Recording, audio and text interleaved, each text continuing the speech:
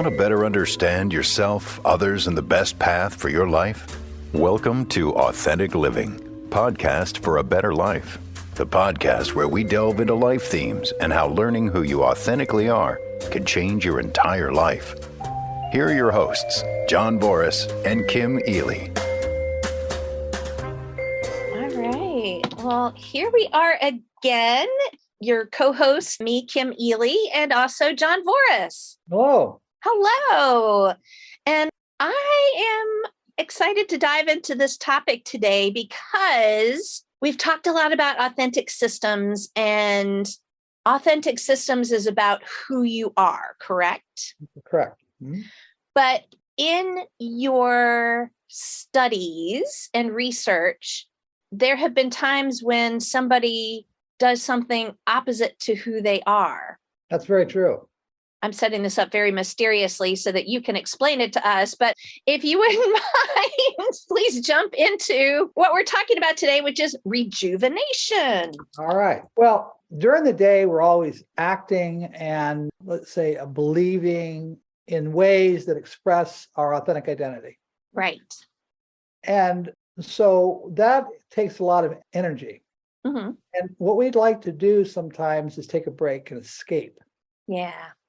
And so this escapism is the function of rejuvenation, to relax the machine that we are. The authentic side and the synthetic side are always working, the abstract and the physical, the belief system and what we do. And so we have to take a break and rejuvenate. So some people doodle. Some people daydream. Mm-hmm. Some people take walks. Mm-hmm. But of course, some people would like to go boating and fishing and camping and all these things. Right. The idea is that you want to escape what you normally do. Ah, okay. That's very important, and know what you normally do. Mm-hmm. So that many people will notice that you are behaving in a way that is really quite opposite to what you normally do. Right. My wife's a power person, and so she loves comedy. Ah. And in comedy is chaos. Mm-hmm. You don't know what's happening next. She can't anticipate what's going to happen. There doesn't seem to be any structure. Mm-hmm. And so she can get lost in that. And that's the point, getting lost into the rejuvenation. And this is in contrast to her normal state of being in power. Maybe describe that a little bit. Well, the power person is always looking for change, Mm-hmm. responsibility, Mm-hmm. and also control. They need control in order to do that. Right. So if you take control away and responsibility away, and you can't change anything but be a recipient, that's one thing. Mm-hmm. The other side is the power person really spends a great deal of time in being serious. Gotcha. Because they're the natural leaders. Is that right? Yes. Okay. Yes. So to escape seriousness, Mm-hmm. they engage in comedy. Gotcha. For an example, there's only one. Right. But you'll always look for something that's a little different. Another one, I have a love themed person who likes the Deadliest Catch. That's the TV show about the Alaskans. Yeah. And they go out on those crazy boat rides that always looks like they're going to capsize. Yeah, absolutely. And so that's by looking at how someone rejuvenates, you can also interpret what their theme might be.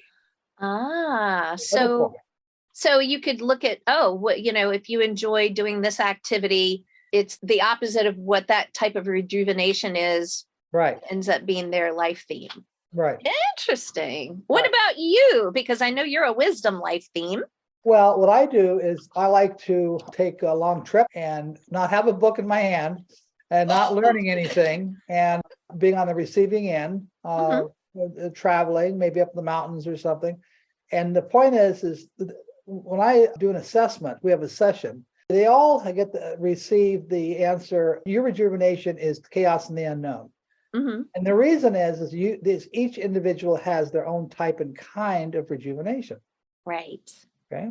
And we could have several types of rejuvenation, several activities. Mm-hmm. It all goes back to the same thing, that you have to suspend your authentic identity for a while to rejuvenate.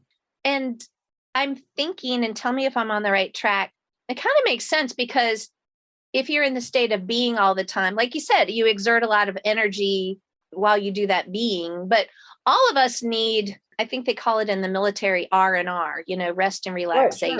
Right, sure. Yeah. We can't all be go, go, go all the time, or we are burned out individuals. That's right. Very good. So I'm thinking, tell me what you think of this too.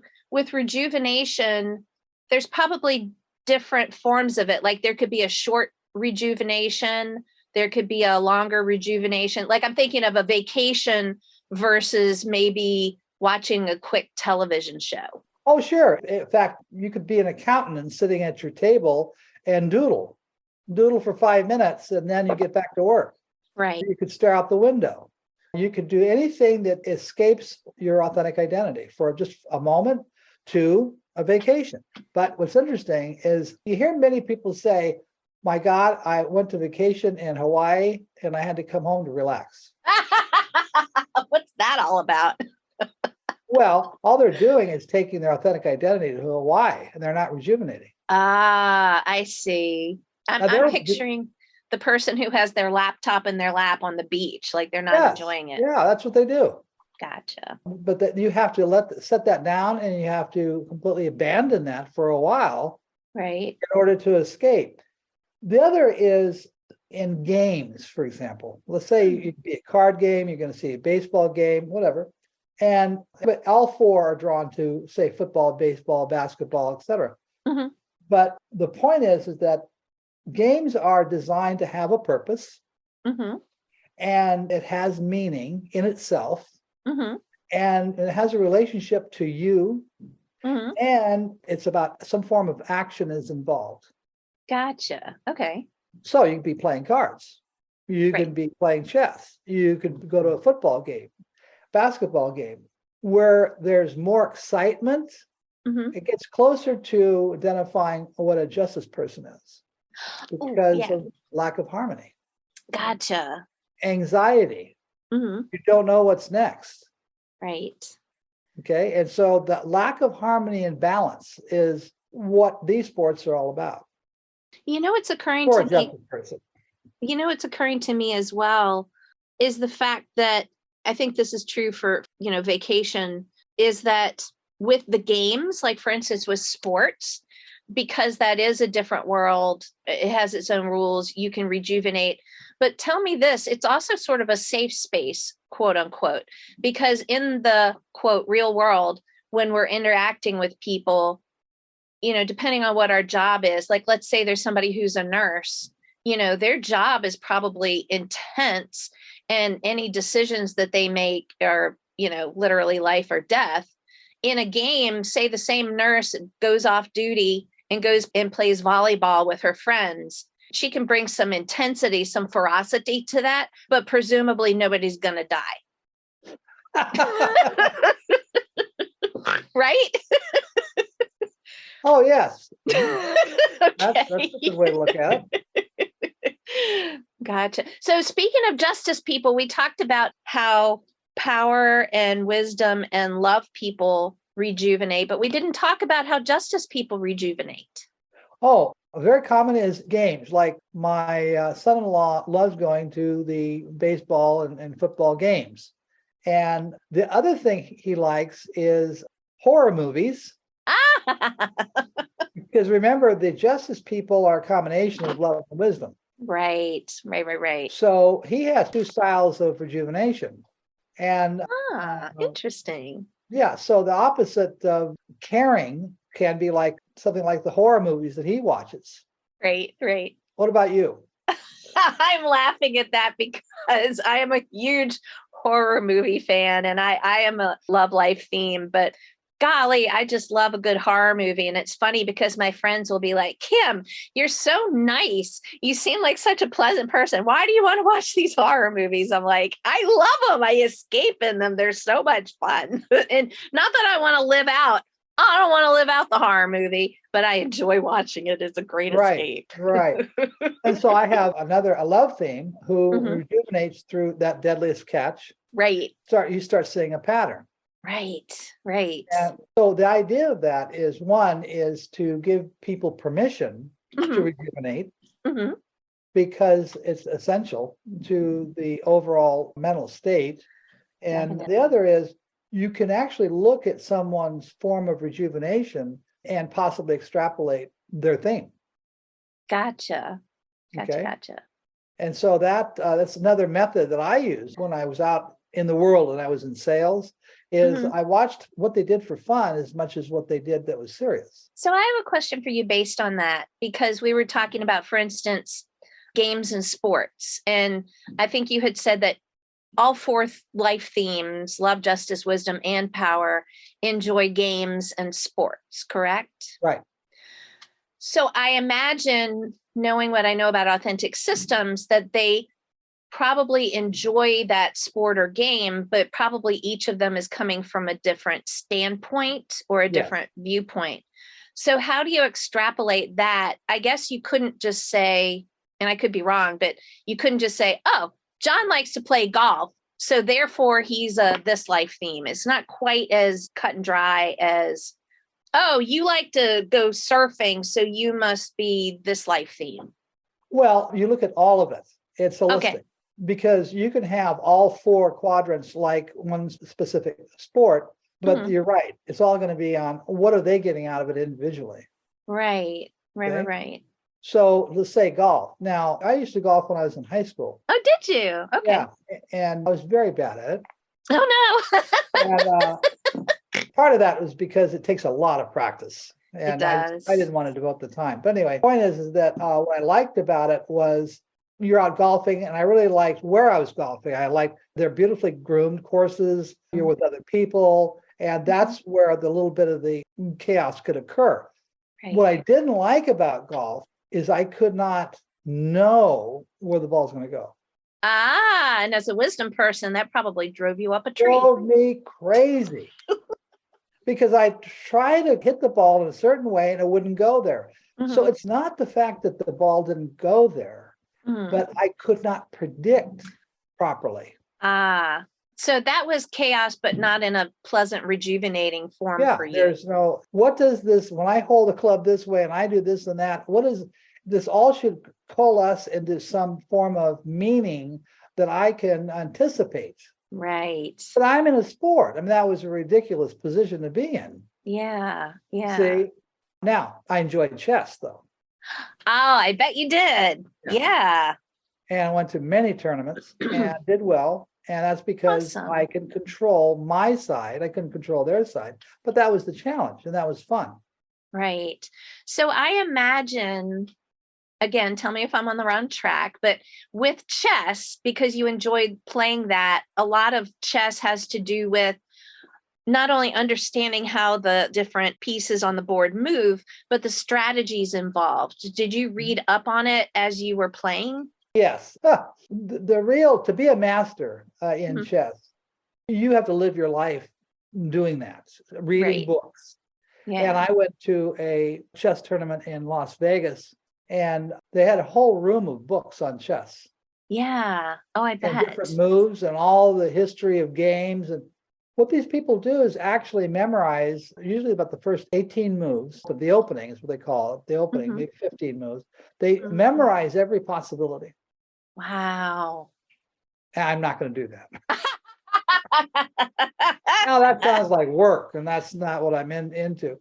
But anyways, that's just one style of game, and Mhm. I did enjoy it because it was rejuvenating in the sense that I didn't know what the other person was going to do. Gotcha. So there's a mystery there, Right. and so I was on the receiving end, just waiting for that next move. So that was my style of rejuvenation, not knowing. That's why I like to take long trips, because Right. in a sense, yeah, I know what it's like to go take a long drive in a road in the backwoods or whatever. I know, but at the same time, I don't know what's around the next turn. I don't know there's gonna be wind, the trees are moving, there could be animals, lots of things can happen, and that's the point of it. Right. I had one wisdom person who loved getting in a bus to anywhere. Ooh. Yes. So that person would take a bus from Castro Valley in California and go across the bridge to San Francisco, and from the San Francisco down in San Mateo and then down into San Jose. The next day they go to Monterey. And so they would just really, their life was sitting in the bus. Right. Oh my for that gosh. time. Okay. And then look at trains. Mhm. Also is another way to go. Yeah. I really enjoy trains. Nice. Yeah, because everything's new. Everything is new. So that's very cool. And it's also, I would imagine, again, not to keep repeating myself, but it's a safe form of getting into something you're not aware of or you don't already know about. Right. Presumably, you're not getting on a train to somewhere crazy. Not like, John, just jump on this train, hobo style. Like, No, Yeah. I'm not gonna do that. Because you know why? Because Why? The irony about rejuvenation and the authentic identity is there's a paradox in every one of us. Okay. Paradox is for a caring person to find someone in need. Mm-hmm. For a wisdom person, they're looking for people who don't know. Right. Okay. And justice people are looking for people out of disharmony. Right. And power people are looking for those that are in inaction. Yeah. Awesome. So You see that?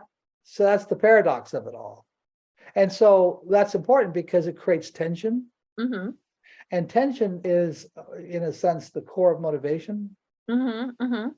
You have to have your opposite in order to express who you really are. Right.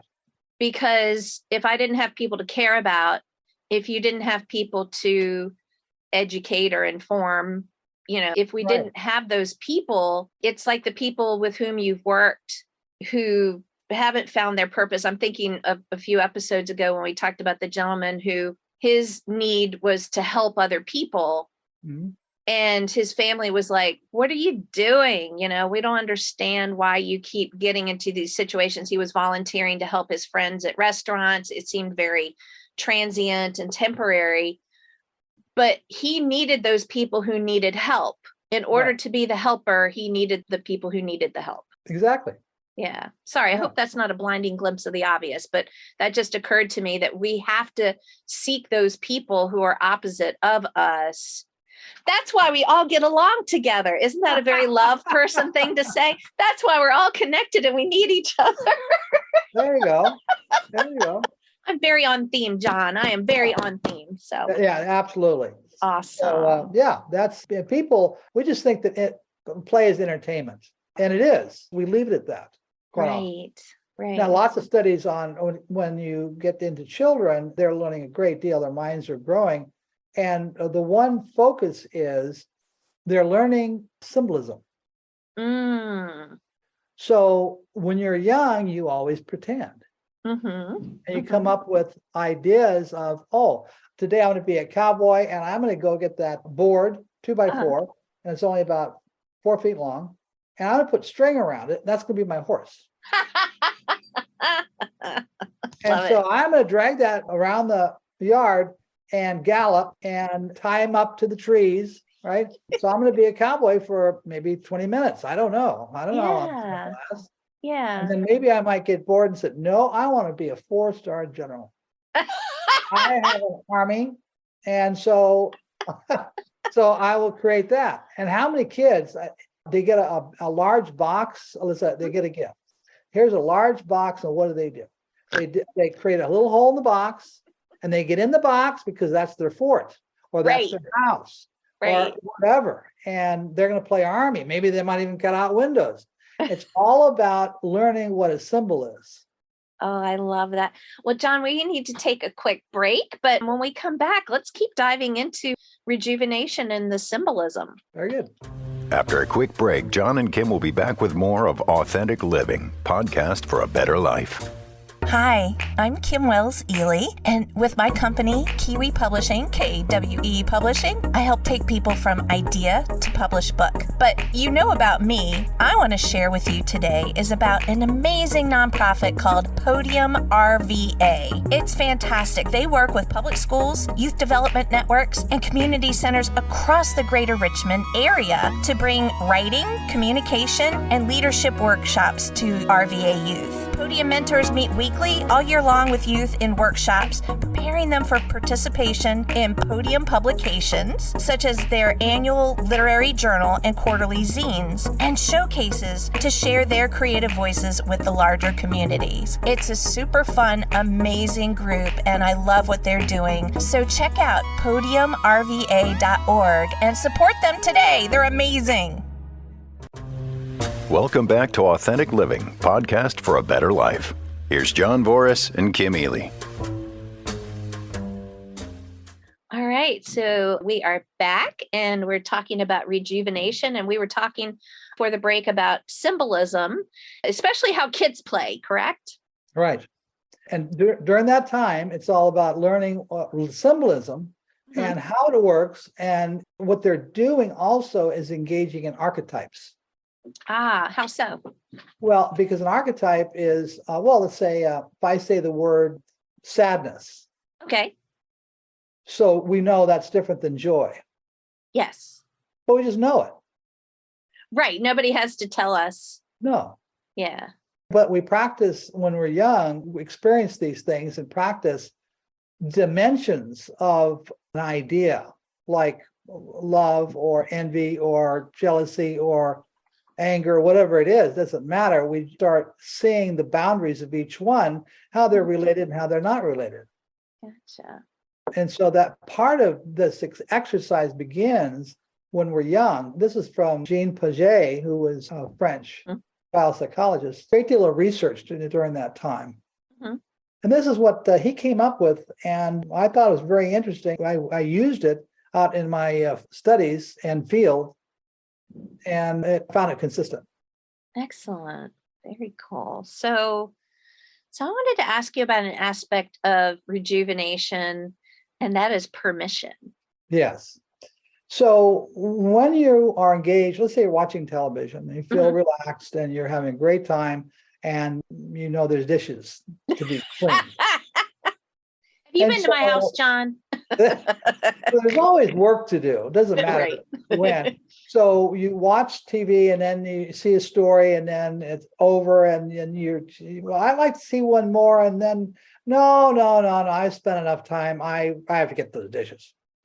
So the guilt is I'm sitting here doing nothing, not being productive. And so I need to get up and do something. And so when you have that little pang of guilt, that's your psyche saying, okay, you've rested enough. Gotcha. So what people do is they look at watching TV as a distraction, and I'm just not going to do that anymore. Oh. And so they don't, because they did feel that guilt and that responsibilities and obligations sets in. And so when they do that and they don't rejuvenate, there's going to be symptoms, because they're going to feel more anxious, they're going to feel tired, and that's why people must, and they rejuvenate all the time in different forms. You can doodle and escape for maybe 5 minutes. They're out the window, take a short walk, but it doesn't matter what you're doing. The guilt comes into play. That's like someone's traffic cop saying stop. That's all that means. So do we need to give ourselves permission to rejuvenate? Right, exactly. That, especially when it comes to, let's say, teenagers, and they're always playing these games, video games. Video games, yeah. If they weren't playing the video games, they'd be out front throwing ball with their friend next door. Right. Or they might be hiking. The idea is they need to escape, and those video games are designed around symbolism. Oh, how so? It is, because you are now the soldier, and you are going to defeat the enemy, and this is all make-believe. So it's like a video form of the little kid we were talking about before who takes the 2x4 and the string and pretends it's a horse. But this is like a video game expression of, oh, now I'm a soldier and I'm playing Call of Duty, Exactly. or now I'm driving a car and, Grand Theft Auto or whatever. Exactly. Gotcha. So what I would say is, when these teenagers are actually neglecting responsibilities and obligations, no, that's Mhm. when you have to put a stop. But on Yeah. the other hand, having them play those games once in a while, there's nothing wrong with it. Yeah. Is there ever a danger that somebody could rejuvenate and never come back? Or would everybody's psyche pretty much kick in and go, well, snap, I really should get back to doing some serious work? Well, what's interesting about that is rejuvenation can become a career. How so? So maybe you have a hobby of taking pictures, and Mhm. that's your rejuvenation. You really like it, Mhm. and you think nothing of it. And then you show your photos to a teacher, and she says, "These are really great. Can you do some more?"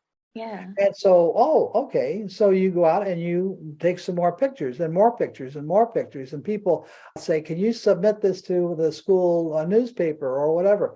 And so you do more. And before you know it, this rejuvenation has become a career for you. Interesting. So then once your rejuvenation, say photography, becomes your career, do you then have a different form of rejuvenation? Yes, absolutely.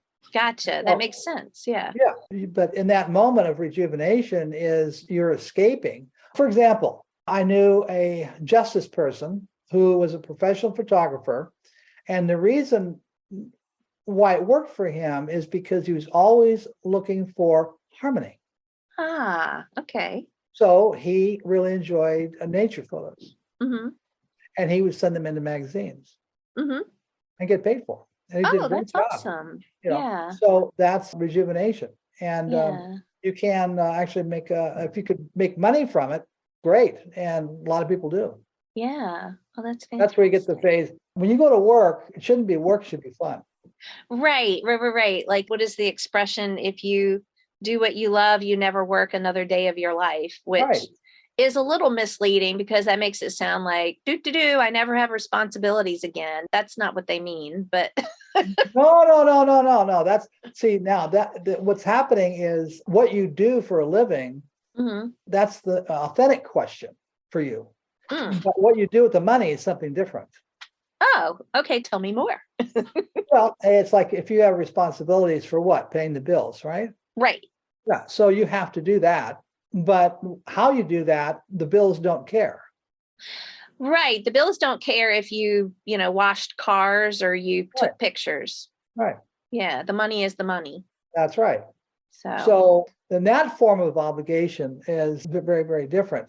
But the only point is that you just need a brief time to rejuvenate. And that's, even out of a whole year, if you went to 4 football games, that's out of a whole year. mhm. But even then, when you're at a football game, there is rejuvenation, and then you're also acting somewhat like the normal authentic at the same time. Because like I would go to a game and I don't know what's going to happen next. Right. The justice person would say things are out of balance or looking for what's unfair. Right. And the love person is rooting for their team, right? And Right. so the power person is looking for all the action on the field. Right. So they come and they're all looking for something different on an authentic level. Synthetically, in the world of what's going on physically, it's all the same.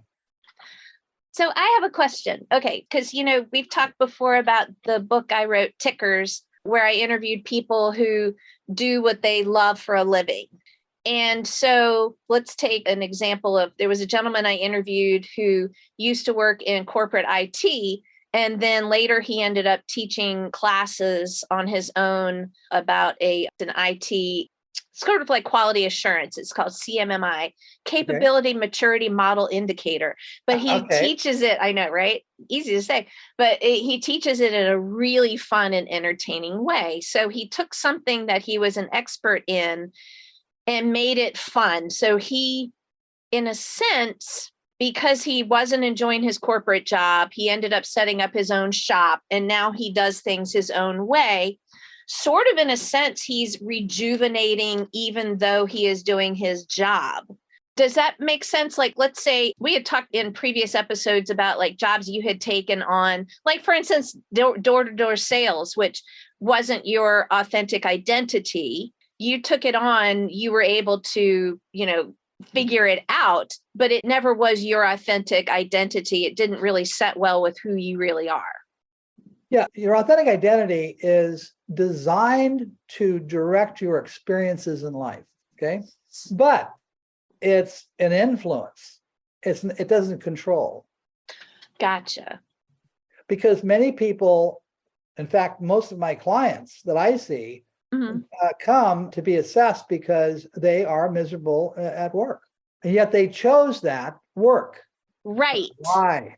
They chose it because they were fulfilling the dreams of someone else. So rejuvenation is not the same as escaping from a job that you don't enjoy. Rejuvenation occurs independent of everything. You have okay. Of everything, because you have to, everyone rejuvenates.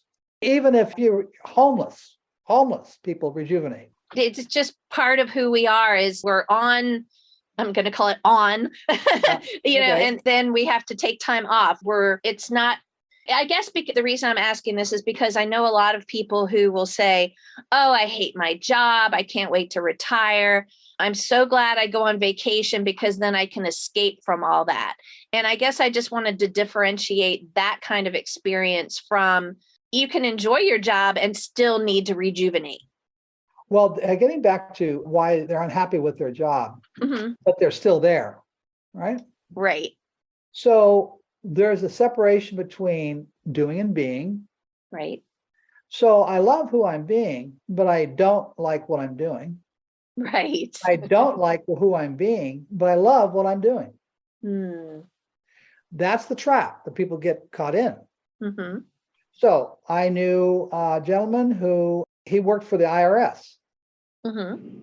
And he did not like who he was being. He was an IRS agent. And he would go into companies and do their books, their audits. But on the doing side, he loved accounting. So right there is the tension. Right. So when they walk away and say, I really hate my job, they don't like who they're being while they're doing. Right. And then it's the reverse. They love who they are, but they don't like what they're doing. Right. Right.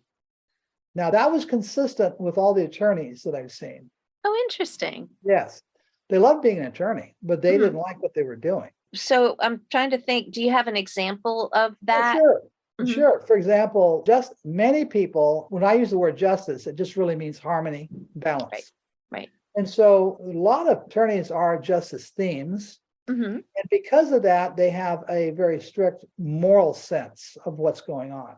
And so the people who I've talked to came from very corrupt firms. And they would have them tack on hours that didn't exist and bill them, right? And so they loved being an attorney, but they didn't like what they were doing. It also can happen when, if theoretically you're supposed to defend even the guilty. Right. And so that's fine in theory, but then when you're doing it in a courtroom, it can be very, very awkward and something you don't really want to do for some. Yeah. So they're all coming to me with different mixes of what they're doing and who they're being. And there's always tension. Gotcha. So what you want is you want to love who you're being while you're loving what you're doing. Yeah, that makes so much sense. I think that's what you really help people with doing with the assessments is they maybe, because we've talked about this before, if somebody is, let's say, good at math, somebody could tell them, you should be an accountant. Right. But the example of the gentleman who's working for the IRS, he's like, the accounting part I like, the IRS part, I don't like that part. Yes. And also, which does tie into rejuvenation, is knowing what the right problems are and the wrong ones. Ooh. Because the right problems are, for example, the airplane crash was the right problem for the Wright brothers. Okay. They were inventing the airplane. That was the right problem to have. That's why they were there. They needed to solve that issue. Ah, okay. Now, if they went into the hangar and their plane was stolen, Mhm. that's the wrong problem. They're not fixing anything by solving the mystery of the missing airplane. Right, right. So I've had many people, again, come to me with career issues. And so I separate out the right problems are the ones that your boss hired you to solve. Gotcha. Okay. So what you've done is mixed and you've chosen those problems. Right. Okay. So you can't mix those with problems you didn't create. Okay. Separate those out because Mhm. some people get so overwhelmed with they put it all in one bag Mhm. and they feel overwhelmed. But there is a right and a wrong problem. Gotcha. Gotcha. Or today's lingo, the right and wrong challenges. All right. There we go. Right. There we go. So then that has to do with rejuvenation. You might think you're focused on the wrong problems and, oh my God, I've got to escape. And you're rejuvenating maybe too much because you're focused on the wrong issues. Oh, interesting. Is that the same as trying to escape from a problem or avoid a problem? You're avoiding a state that is existing that isn't a problem at all. Gotcha. You're there to solve it. Believe it or not, I had one client who was the manager of a chocolate factory. Oh, wow. Yeah. And so he was there because he was having problems with all of his employees and he didn't know what to do about it. They wouldn't listen to him. And it was a revolving door of employees quitting him. And it was a mess. And so I said, well, you can solve this immediately. And he said, why? How did you do that? I said, quit. And so I said, quit. I mean, his jaw dropped. What? I can't quit. Why can't you quit? Right. Okay. Okay. Then he started talking about all of how he solved problems. Right. And so then I want you to see the other side of that is maybe your boss selected the wrong employees. And this has nothing to do with you. So he's taking on, I'm guessing he was taking on responsibility for a problem, the wrong That he has problem, no as you were control over. describing. Gotcha. Gotcha. Yeah. Gotcha. And so if you have a belligerent employee, that's not part of the right problem to have. Right. That's outside of that. But you take that on and make yourself responsible for a behavior you can't control. Right. Wow. This is so fascinating. So I always said authentic systems is not about fixing something. It's about being aware of what's really going on. I love that. So speaking of being aware of what's going on, I always encourage people to reach out to you and have an authentic systems assessment. So if somebody wanted to do that, how do they reach out to you? One is john@authentic-systems.com, and that's an email directly to me. Awesome. You can also go to authentic-systems.com and see my website. Fantastic. Mhm. Excellent. Excellent. And yeah, I think this is so interesting. And I think it's important for all of us to remember to rejuvenate, especially in this time of electronics. Yeah, rejuvenation is incredibly important. If anybody wants to know more, please feel free to reach out. John, you're open to questions. Is that right? Absolutely. Fantastic. So thank y'all again for listening. And we've enjoyed this conversation, and I hope y'all have as well. Thank you. This concludes another episode of Authentic Living, podcast for a better life. Thanks for spending time with us. Hope you join us again soon.